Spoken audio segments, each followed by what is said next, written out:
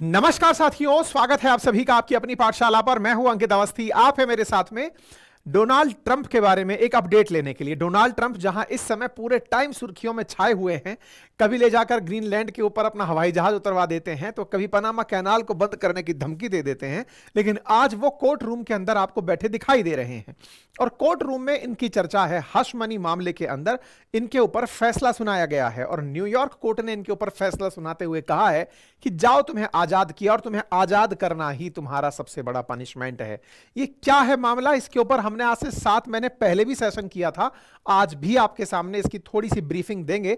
मामला क्या है जिसके चलते सुर्खियां बनी हैं कि डोनाल्ड ट्रंप को हश मनी केस के अंदर सजा तो हुई है, लेकिन अनकंडीशनल डिस्चार्ज के रूप में हुई है। तो ये अनकंडीशनल डिस्चार्ज क्या है, आज के सेशन में जिक्र करेंगे।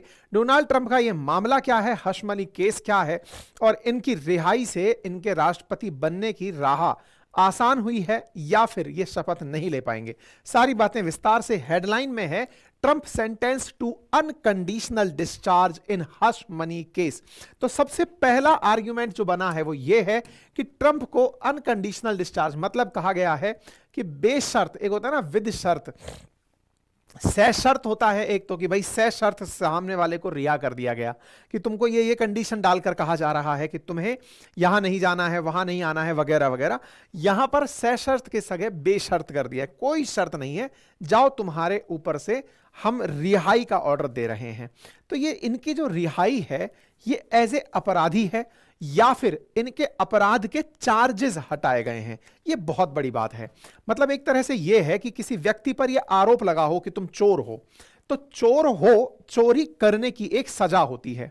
अब चोरी करने की सजा होती है, आपको सजा नहीं दी गई है, बस चोर हो यह तमगा जुड़ा रहेगा। न्याय क्या होता, अगर आपको सजा नहीं दी गई है तो न्याय में टेक्निकली होना यह चाहिए था कि तुम चोर भी नहीं हो, इसलिए तुम्हें सजा नहीं दी जा रही है। एक और आसान भाषा में समझते हैं, जब भी आप कोर्ट रूम में होते हैं, कोर्ट असल में करता क्या है, मैं थोड़ा सा आपको ब्रीफिंग दे देता हूं। कोई भी कोर्ट, हमारे देश का कोर्ट हो या दुनिया के किसी अन्य देश का, कोर्ट का असल काम क्या है, इसको हल्का सा समझने का प्रयास करते हैं। मान लीजिए किसी व्यक्ति ने घर में किसी के चोरी की, आपको चोर नहीं पता है, लेकिन पुलिस चोर को ढूंढ लाई कि इस व्यक्ति ने इस घर के अंदर चोरी की थी। पुलिस उस चोर के ऊपर कुछ आरोप लगाती है कि सर इसने इतने लोगों के साथ मिलकर इस घर से चोरी की थी, इसलिए भारतीय न्याय संहिता की इस धारा के तहत इन पर इस धारा के तहत मुकदमा चलना चाहिए। ऐसे ही जो भी अपराध किए, इसने पहले घर के अंदर एंट्री की, इसने फलाने सिंह को चोट पहुंचाई, इसने इस तरह से भय का माहौल पैदा किया, अशांति फैलाई, इनकी ये धाराएं बनती हैं। इन धाराओं के तहत इन्हें सजा सुनाई जाए। तो ये काम कौन करती है, सबसे पहले धाराएं लगाने का पुलिस करती है। पुलिस धाराएं लगाती है, फिर कोर्ट में जाकर चोर को मौका दिया जाता है कि वो अपनी तरफ से इस बात को प्रूव करे कि वो ये व्यक्ति नहीं था। यदि ऐसा नहीं है तो फिर पुलिस से कहती है कि आप इस बात को प्रूव करो कि ये यही था और इसने ये अपराध किया था। तो कोर्ट में असल में जब भी आप सुनते हैं ना कि कोर्ट के अंदर सुनवाई चल रही है, वो किस बात की होती है, असल में पुलिस ने जो चार्जशीट बनाई है जिसमें धाराएं लगाई गई हैं, वो धाराएं कोर्ट के सम्मुख रखी जाती हैं और उसमें दोनों पक्ष, पुलिस की तरफ से और जो बचना चाहता है उसकी तरफ से, अपनी अपनी टीम्स आती हैं जो बहस करती हैं कि नहीं सर, यह धारा तो नहीं बनती हमारे व्यक्ति के ऊपर, इसने ऐसा तो नहीं किया था। कोर्ट दोनों पक्षों को ध्यान से सुनती है और उनमें से जिसे सही पाती है उन धाराओं को फाइनली लिखकर कि हां इसके ऊपर इन इन धाराओं में मुकदमा चलाया जा सकता है, और उन धाराओं को कंक्लूड करके सजा काउंट करके बता दी जाती है कि इसे 7 वर्ष की सजा दी जाती है, इसे 3 वर्ष की सजा दी जाती है, इसे 20 वर्ष की सजा दी जाती है। तो अब आज ट्रंप के मामले में समझते हैं। ट्रंप ने कोई अपराध किया तो उसके ऊपर पुलिस ने केस दर्ज किया। 34 मामलों में इनके ऊपर मामला दर्ज हुआ। अब जब मामला दर्ज हुआ, ये मामले कोर्ट के सम्मुख गए। कोर्ट ने इन सारे मामलों में बढ़िया से सुनवाई करी। अब क्या होना था, फैसला होना था। फैसला क्या होना था कि भाई आपके ऊपर ये चार्जेस लगे हैं, चार्जेस के अनुसार आपको ये सजा मिलनी चाहिए, लेकिन आप चूंकि राष्ट्रपति बन चुके हैं, राष्ट्रपति पद पर जा रहे हैं, इसलिए आपके ऊपर चार्जेस तो रहेंगे लेकिन आपको हम रिहा कर दे रहे हैं। अगर आप इस बात का अर्थ समझे हो तो एक बार थम्स अप कीजिएगा, मैं क्या कहना चाह रहा हूं। अर्थ इसका यूं कि आपको हम सजा नहीं दे रहे, बस बाकी आप अपराधी हैं, यह तमगा आपके साथ हमेशा रहेगा। होना क्या चाहिए था? होना यह चाहिए था, ट्रंप के हित में क्या होता कि उनके लिए यह कहा जाता कि आपने अपराध भी नहीं किया है, यानी आपको आरोप मुक्त किया जा रहा है। तो क्या ट्रंप को आरोप मुक्त किया? नहीं। तो किससे मुक्त किया? सजा से मुक्त कर दिया, जेल नहीं जाने दिया। तो ट्रंप के लिए क्या यह भी एक सजा है? आप विचार कीजिए, किसी भी व्यक्ति के लिए जो राष्ट्रपति के पद पर बैठने जा रहा हो, उसके लिए यह कितनी बड़ी सजा होगी कि आप अपराधी हैं। बस चूंकि आप देश के राष्ट्रपति बन रहे हैं इसलिए आपको जेल नहीं भेजा जा रहा है, क्योंकि देश की तरक्की का सवाल है। ऑब्वियस सी बात है कि राष्ट्रपति को अगर जेल भेज दिया तो फिर से चुनाव कराओ, फिर से तमाम प्रक्रिया में देश को पीछे धकेल दो। तो यह राष्ट्रवादी सोच है उस जज की कि उसने इन्हें अपराधी कह करके कि तुम अपराधी तो हो, लेकिन चूंकि न्याय व्यवस्था में ऐसा कोई जिक्र नहीं है कि अपराधी चुनाव के बाद राष्ट्रपति नहीं बन सकता, तुम बन रहे हो तो बनो। तो इस आइडियोलॉजी, इसके साथ तो आप सोचिए कि अमेरिका के पूरे इतिहास में अब ये 47वें राष्ट्रपति बनने जा रहे हैं और 47वें राष्ट्रपति के ऊपर अपराधी होने का तो तमगा रहेगा, लेकिन जेल ने, पुलिस ने, मतलब कोर्ट ने उन्हें बस सजा नहीं दी है। ये है अनकंडीशनल डिस्चार्ज। तो उम्मीद है कि आपको इस बात का महत्व समझ में आया हो कि ये कहानी क्या है ना। तो प्रेसिडेंट इलेक्ट, इलेक्ट क्यों बोल रहे हैं? क्योंकि 20 तारीख के बाद ये प्रेसिडेंट कहलाएंगे, तब तक तो राष्ट्रपति बाइडेन ही हैं। तो ये प्रेसिडेंट इलेक्ट हैं। तो 20 तारीख से पहले ही इनको क्यों सजा सुनाई गई? इससे मतलब क्या कोर्ट इसका इंतजार नहीं कर सकती थी? नहीं कर सकती थी। क्यों नहीं? क्योंकि 20 तारीख के बाद अगर इनके ऊपर फैसला आता तो इनको एज एन प्रेसिडेंट इम्यूनिटी मिल जाती। इनके ऊपर फैसला भी आता तो भी ये जेल नहीं जाते। आज कम से कम न्यायपालिका ने न्यायपालिका का काम तो कर दिया है। वो बात दूसरी है कि प्रेसिडेंट इलेक्ट के नाम पर भी उनको राहत दे दी है, लेकिन अपने आप में एक बड़े व्यक्ति के ऊपर इस तरह से इन्होंने फैसला सुनाकर न्याय के महत्व को स्थापित किया है। तो मैं यहां पर, मतलब जज ने कहा ट्रंप को सजा सुनाते समय कि जस्टिस जुआन मर्चेन ने कि मैं आपके दूसरे कार्यकाल में सफलता की कामना करता हूं और आपको 34 आरोपों में सजा सुनाई गई है। 34 आरोपों में सजा सुनाई गई है, लेकिन हम आपको जेल ना भेजकर बिना शर्त बरी कर रहे हैं कि आप जाइए, आपको बिना शर्त हम बरी कर रहे हैं, कोई कंडीशन नहीं लगा रहे हैं आपके ऊपर, क्योंकि आपको अब देश चलाना है। ठीक है। तो ट्रंप इस तरह से बैठे दिखाई दिए अपने लॉयर के साथ कोर्ट के अंदर। इस तरह से ये बैठे हुए थे, मतलब दूर से ज्वाइन करके इन्होंने रखा हुआ था। 10 दिन पहले इस तरह का काम हुआ। 20 तारीख को अब ये सजा लेने वाले हैं। तो ये जज ने जो बातें बोली वो लाइव चलाई जा रही थी अमेरिका के अंदर कि जज क्या बोल रहे हैं ट्रंप को लेकर के। सुनवाई के वक्त जो बातें हुई उसमें जोशुला स्टीनग्लास नाम से जो सजा सुनाने वाले जस्टिस थे, उन्होंने कहा कि आपने कोर्ट पर कई तरह के आरोप लगाए, आपने आरोप लगा करके न्यायिक व्यवस्था को नुकसान पहुंचाया है।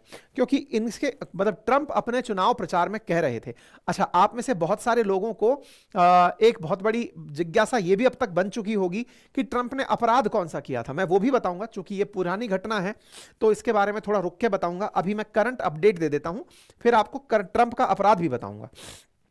लेकिन ट्रंप ने जब इलेक्शन प्रचार चल रहा था उस समय कोर्ट पर आरोप लगाते हुए कहा था, क्या कहा था कि आप लोग ना मुझे चुनाव में हराना चाहते हैं। कोर्ट खुद मिला हुआ है बाइडेन की पार्टी से और वो मुझको अपराधी बनाकर या फिर मेरे ऊपर अपराध सिद्ध करके मुझे राष्ट्रपति पद से रोकना चाहता है, इसलिए ये सारी चीजें चल रही हैं। तो ट्रंप ने अपने किए पर पछताने की बजाय कोर्ट के खिलाफ नफरत फैलाने का काम किया, ये कोर्ट ने कहा। ठीक है। इसके बाद भी ट्रंप ने कोई प्रतिक्रिया नहीं दी, बस उन्होंने नामे सिर हिलाया कि मैंने ऐसा कुछ नहीं किया है।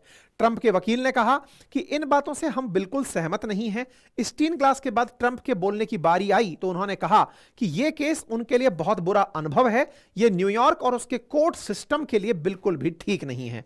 ट्रंप ने कहा कि मैं निर्दोष हूं और मेरे साथ में भेदभाव हुआ है, मेरे साथ पार्शलिटी हुई है, ऐसा ट्रंप ने कहा अपनी तरफ से बोलते हुए। तो साहब इनको मिल गई अनकंडीशनल डिस्चार्ज।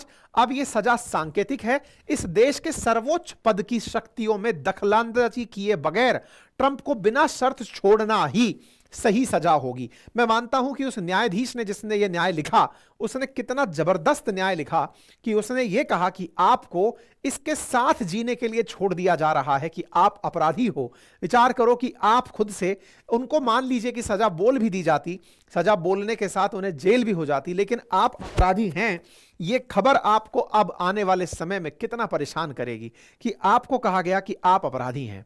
अब ऐसे में इनको ऑफिस में तो खैर सजा मतलब सीट मिल गई, लेकिन अल्टीमेटली इस तमगे के साथ इन्हें जीना पड़ेगा। अब बड़ा सवाल यह है, मामला था क्या? मामला था हश मनी का। अच्छा, हश मनी क्या होती है?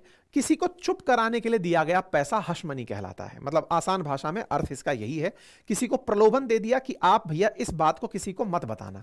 अब आप पूछेंगे कि साहब नहीं बताना वाली बात क्या होती है? तो आप ऐसे समझिए कि आपने किसी के साथ में कुछ ऐसा कार्य किया हुआ था जिस बात को आपको छुपाना पड़ रहा है। अगर वो बात बाहर निकलकर आ गई तो हो सकता है आपकी इमेज को नुकसान पहुंच जाए। तो इमेज को नुकसान ना पहुंचे इसलिए आपने सामने वाले को चुप कराने का कोई धन दे दिया, धमकी दे दी, प्रॉपर्टी दे दी, जो भी है आपने उसको चुप करा दिया। तो पहला अपराध तो चुप कराना हो गया। दूसरा, आपने पैसा दिया, उस देने के पैसे को भी छुपा लिया कि मैं इस काम के लिए पैसा दे रहा हूं, यह आपने कहीं जाहिर नहीं की, उन्होंने दिया। आप कहेंगे हश मनी की नौबत तो ब्लैकमेलिंग पर ही आती होगी, क्योंकि सामने वाले ने ब्लैकमेल किया होगा, तभी तो सामने वाले की नौबत आई कि पैसा देने पर मजबूर हुआ। अदरवाइज कौन किसको पैसे देता है? आपने अपने दोस्त के साथ कोई कांड किए हुए हैं बचपन के, आज आप सफल हो गए, आपका दोस्त माइक पर निकलकर आ गया कि बता भाई तेरे बारे में मैं ये बातें बताने वाला हूं, अगर तू मुझे पैसा देगा तो मैं चुप रहूंगा। तो पैसा देना ये तो ब्लैकमेलिंग के बाद होता है। हालांकि कोर्ट ने इस ब्लैकमेलिंग वाले पार्ट को कंसीडर नहीं किया। ट्रंप इसी की शिकायत करते रहे कि आपने मुझ पर पैसे दिए, यह आरोप लगाया, लेकिन क्यों दिए इसके बारे में कौन विचार करेगा? नंबर एक बात। अब पैसे दिए मैंने वाया चैनल दिए, वाया चैनल ने पैसे किसको दिए इसकी जिम्मेदारी मैं कैसे ले सकता हूं? हालांकि ट्रंप के पक्ष में भी काफी सारे पॉइंट थे। तो अब यह बात तो समझ में आई कि पैसा देना अपराध है और पैसे को अपनी बुक्स में इस तरह दिखाना, क्या दिखाया? तो मान लीजिए कि आपने अपने किसी मित्र को चुप होने का पैसा दिया, लेकिन डायरेक्ट उसके अकाउंट में ट्रांसफर नहीं किया। तो क्या किया? आपने पहले किसी दूसरे दोस्त के अकाउंट में ट्रांसफर किया और दूसरे दोस्त ने उसको पैसा ट्रांसफर किया। ऐसा क्यों हुआ? ऐसा इसलिए हुआ क्योंकि अगर अकाउंट में एंट्री उसके नाम पर दिख जाएगी तो ऐसा लगेगा कि साहब यह पैसा तो इसीलिए दिया गया होगा। लेकिन दोस्त के माध्यम से पैसा दिया गया है तो मैं तो यह कह सकता हूं कि मैंने इस व्यक्ति से कुछ काम करवाया था। ट्रंप के केस में भी यही हुआ। हुआ क्या था?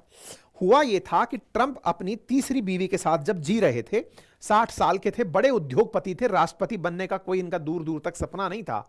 2006 में इनका संपर्क एक पॉर्न स्टार से हुआ। ये हैं वो पॉर्न स्टार, यानी अश्लील फिल्मों के अंदर कार्य करने वाली नायिका। इनके साथ इनका संपर्क हुआ। ट्रंप महोदय जब 60 वर्ष के थे, गोल्फ टूर्नामेंट के दौरान पॉर्न स्टार स्टॉर्मी डैनियल से उनकी मुलाकात होती है। स्टॉर्मी उस समय 27 साल की थी। इनके साथ संबंध बनते हैं। मामला 2006 का है। ट्रंप ने भी नहीं सोचा था कि वो राष्ट्रपति बनेंगे। 60 साल का आदमी, ऐसी बातें उन्होंने नहीं सोची थी। लेकिन बाद में पता क्या चलता है, 2016 तक पहुंचते पहुंचते ट्रंप चुनाव लड़ने के लिए मैदान में होते हैं। 60 साल के जब ट्रंप थे उस समय वो रियल एस्टेट का मामले में काम करते थे, प्रॉपर्टी के मामले में काम करते थे। लेकिन जब उनका राष्ट्रपति बनने के लिए नाम डिक्लेयर हुआ तो इन्होंने कहा कि भाई कौन से ऐसे मेरे राज हैं जो खुल सकते हैं, और वो खुल गए तो मेरे नाम पर वोट को बिगाड़ सकते हैं। उसमें नाम निकल कर आया स्टॉर्मी डैनियल्स का। ये बातें कहां से निकली? स्टॉर्मी डैनियल्स ने अपनी एक पुस्तक लिखी। असल में स्टॉर्मी खुद भी ब्लैकमेलिंग ही कर रही थी। उन्होंने अपनी एक पुस्तक फुल डिस्क्लोजर लिखी और उसमें उन्होंने बताया कि ट्रंप से उनकी पहली मुलाकात कैसी थी। अदरवाइज पॉर्न स्टार को 2006 का मामला 16 में उठाने का मतलब क्या था? पॉर्न स्टार ने इस मामले को उठाया है क्योंकि उसे पता है कि अभी उसकी किताब बिकेगी, अभी उसको पब्लिसिटी मिलेगी। अदरवाइज लोग उसे बंद कमरे में ही देख रहे हैं, समाज में इज्जत नहीं दे रहे हैं। अब उसको इज्जत मिल रही है, आम मीडिया उसके ऊपर चर्चा कर रहा है, पुस्तकें लिखी जा रही हैं, उसकी किताबें पढ़ी जा रही हैं, उसको समाज के मेन मंचों पर बुलाया जा रहा है कि आइए आपकी बात को हम रिकॉग्नाइज करते हैं क्योंकि आप उसके चरित्र का हनन करिए। तो अब अपनी तरफ से इन्होंने यह कार्य शुरू किया। इन्होंने अपनी तरफ से पुस्तक के अंदर सारी बातें बताई और कहा कि साहब ये सारी घटनाएं तब हुई थी जब ट्रंप अपनी तीसरी पत्नी मेलानिया के बेटे को, मतलब मेलानिया का जो बेटा है बैरन, वो जन्म लिया था और वो बैरन जो है उस समय 4 महीने का था। स्टॉर्मी ने कहा कि ट्रंप के बॉडीगार्ड ने उन्हें एक स्टार के पेंट हाउस में डिनर के लिए बुलाया था। उनके साथ साथ इसने इस पुस्तक में बकायदा ट्रंप की शारीरिक बनावट, उनके साथ उनके अनुभव, वो सारी बातें इसके अंदर बड़ी ही तरीके से लिख करके पब्लिश कर दी। तो ऑब्वियस सी बात है कि जो राष्ट्रपति पद का उम्मीदवार बना है उसके बारे में रातों रात किताब, बिग सेलर किताब बन जाएगी। वही हुआ। 2016 में राष्ट्रपति चुनाव से जस्ट पहले ट्रंप ने स्टॉर्मी को चुप कराने के लिए पैसे दे दिए। कितने दे दिए? $1,30,000। ये कितना होता है? करीब 1,07,00,000 रुपए। ट्रंप ने पैसे कैसे दिए? तो ट्रंप का एक वकील हुआ करता था, उस ट्रंप के वकील को ट्रंप ने उसकी फीस बनाकर पैसे दे दिए कि ले भाई तुम जाकर के, जुआन नाम से कुछ था इनका, लॉयर था, नाम मैं उसका मिस कर रहा हूं, उसको इन्होंने पैसे दिए कि भैया तुम एक काम करो, मैं तुम्हें तुम्हारी वकीलाई की फीस के पैसे दे रहा हूं, तुम जाकर के ये पैसे उसको दे देना। ट्रंप की ओर से पॉर्न स्टार को पेमेंट का खुलासा जनवरी 2018 के अंदर वॉल स्ट्रीट जर्नल के अंदर हुआ और उसके अंदर बताया गया कि देखिए राष्ट्रपति ने अपने खिलाफ कोई बात ना निकल आए इसलिए 2016 में इसको पैसे दे दिए थे कि तुम चुप रहना, तभी जाकर के ट्रंप चुनाव जीत पाए थे। ये वो चेक की एंट्रीज हैं जो इन्होंने डोनाल्ड ट्रंप के द्वारा दी गई थी कुहान नाम के वकील को कि बेटा ये पैसा तुम्हारा है, हम तुम्हें एज ए फीस ट्रांसफर कर रहे हैं, तुम आगे इसको दे देना। तो ऑब्वियस सी बात है कि ये जानकारी पता कहां से चली होगी? तो डेफिनेटली कुहान ने ही मुंह खोला होगा किस बारे में कि हां मैंने पैसे आगे दिए थे, और वो हुआ भी। कुहान ने स्वीकार कर लिया कि मैंने पॉर्न स्टार को पैसे दिए थे, लेकिन चुनाव होने के बाद ये बात खुली थी। तो फर्स्ट फेज तो निकल गया जैसे तैसे करके। अब क्या हुआ कि जब सेकंड फेज में बाइडेन चुनाव जीत गए, थर्ड फेज में जब अब की इस बार ट्रंप दोबारा चुनाव लड़ने वाले थे, तो 2023 में यह मामला फिर से जोड़ पकड़ गया। तो ये साहब मैडम जो है इस समय चुनाव प्रचार में बढ़िया से परफॉर्म कर रही थी। इन्होंने सबको जा जाकर बताया ट्रंप ने ये किया था, ट्रंप ने ये किया था। अमेरिका की जनता इस मामले में बहुत आगे निकल चुकी है। उसको यह समझ में आ गया था कि तुम ये कर क्यों रही हो। टेक्निकली ट्रंप ने तुम्हारे साथ संबंध बनाए, ये एक नैतिकता का सवाल है कि उनकी मोरल ऑब्लिगेशन, उस समय उनकी मोरालिटी, जो व्यक्ति 3 शादी कर चुका है, तीसरी शादी के समय भी वो एक पॉर्न स्टार के साथ संबंध में है, ये उसकी नैतिकता का प्रश्न तो हो सकता है। लेकिन हश मनी का केस बोले समझ नहीं आता, क्योंकि तुम भी तो अल्टीमेटली बार्गेनिंग कर रही थी, तुम भी तो चुप रहने के पैसे मांग रही थी। आज जो बैठकर तुम मेन मीडिया में अपने डायलॉग्स बोल रही हो कि मेरे साथ ऐसा किया, तो बोले तुमने भी कुल मिलाकर के फुटेज ही बटोरी है। बुढ़ापे में भी तुम्हारी फिल्में चल रही हैं, लोग तुम्हें खोज खोज कर देख रहे हैं, यानी तुम भी अपने आप को ट्रंप के नाम से सेल कर रही हो। अमेरिकियों ने इस कदर समझदारी दिखाई कि पॉर्न स्टार के साथ संबंध रखने वाले, उसको चुप कराने का पैसा देने वाले व्यक्ति को अपने देश का राष्ट्रपति चुन लिया कि बेटा तुम राष्ट्रपति बनो यार, क्योंकि तुम्हारे साथ भी गलत हो रहा था। और ये जग जाहिर हो गया, क्योंकि उनको ये समझ में आया कि अपोजिशन के नाम पर जो डेमोक्रेट्स हैं वो इसका इस्तेमाल कर रहे हैं ट्रंप के खिलाफ, और ट्रंप खुल करके बड़े ही अंदाज में अपने चुनाव प्रचार को लेकर निकल गए। तो भाई कुल मिलाकर के ये वो व्यक्ति बने जब इनके ऊपर आरोप सिद्ध हुए, और आरोप के साथ साथ 34 मामलों में इनके ऊपर आरोप सिद्ध हुए और कहा गया कि आपके ऊपर क्रिमिनल चार्जेस चलेंगे। 34 मामलों के अंदर इनको गिल्टी माना गया, और 34 मामलों में गिल्टी मान करके आज इनकी न्यूयॉर्क कोर्ट ने इनको इस मामले के अंदर सजा सुनाई। और जो सजा है वो किस बात की है? सजा इस बात की है कि आप अपराध किए थे हश मनी देकर। अभी भी सजा इस बात की नहीं है कि आप पॉर्न स्टार के संपर्क में थे, वो समाज देगा, समाज ने राष्ट्रपति उसे चुन लिया है। तो ऐसे में सजा के साथ में यहां पर जो बात निकल कर आई वो ये कि आप पैसे दिए थे लेकिन आप अपराधी हैं, अपराध से मुक्त इसलिए रखा जा रहा है ताकि आप राष्ट्रपति बने। तो ये राष्ट्रपति का चुनाव जीत चुके हैं। राष्ट्रपति के बाद में इनका जो मामला है वो मैंने पूरा आपको समझा दिया है। 10 दिन बाद इनकी शपथ होगी, अब कुछ और बचा नहीं है। अब कुल मिलाकर के मामला यहां पर सेटल ही हो गया, कुछ और उसमें है नहीं। ठीक है, जानकारी पसंद आई हो साथियों से साझा करें। चैनल पर नए हैं चैनल सब्सक्राइब करें। हमारे अपने कोर्सेज अपनी पाठशाला पर उपलब्ध हैं। भारतीय संविधान का बेहतरीन कोर्स, इंडियन पॉलिटी का डिटेल कोर्स है, जाकर उसे आप एक्सेस कर सकते हैं। मेरा फाउंडेशन ऑफ स्टॉक मार्केट का कोर्स है। हम जल्दी ही इस कोर्स के अंदर एडमिशंस क्लोज करने वाले हैं और इसको अनलिस्ट कर देंगे अगले ही 7 दिन के भीतर भीतर। फिर यह कोर्स आपके लिए उपलब्ध नहीं होगा। जिन्हें भी इसमें एक्सेस करना है वो करें। फिलहाल के लिए इतना ही, बाकी तो हमारे कोर्सेज अपनी पाठशाला पर हैं ही, देख लीजिएगा। Thank you.